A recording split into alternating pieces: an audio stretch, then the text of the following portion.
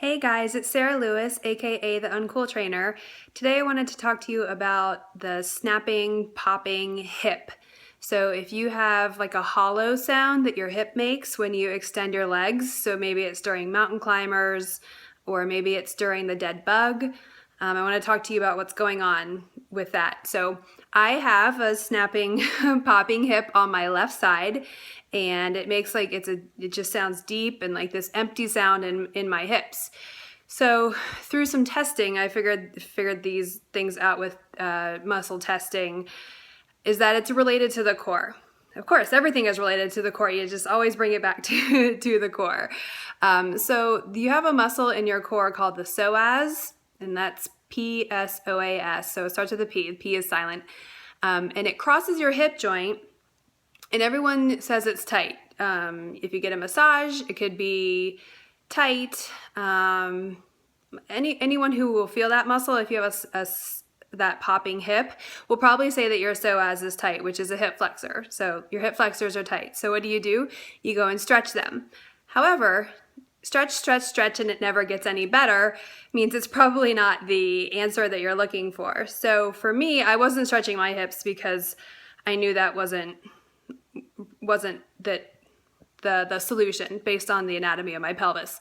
But so what I figured out through the testing is that one of my core muscles, the quadratus lumborum, which I've talked about and blogged about recently, it attaches to your spine and to the top of your pelvis, so it can hike your pelvis up, was overworking for my psoas. So that means my psoas was actually weak.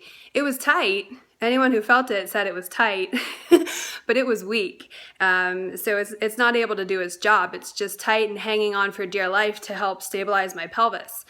So I had to massage my QL, my quadratus lumborum muscle, which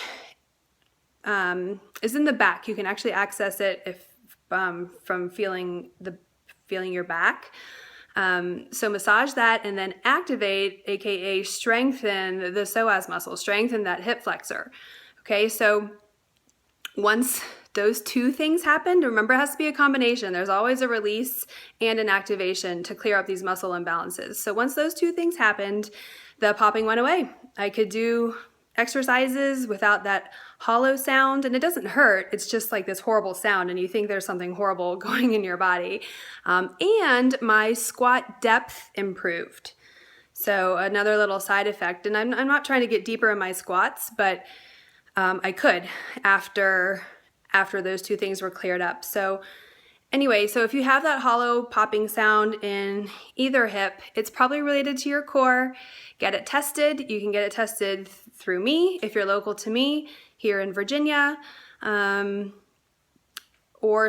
Basically just stop stretching your hip flexors because they're probably tight, but they're probably weak. And when you stretch a weak muscle, it makes it even weaker. Okay? So any questions, please leave them below. Leave a comment, and I'll be checking those. And I hope that information is helpful to you. I'll see you next time.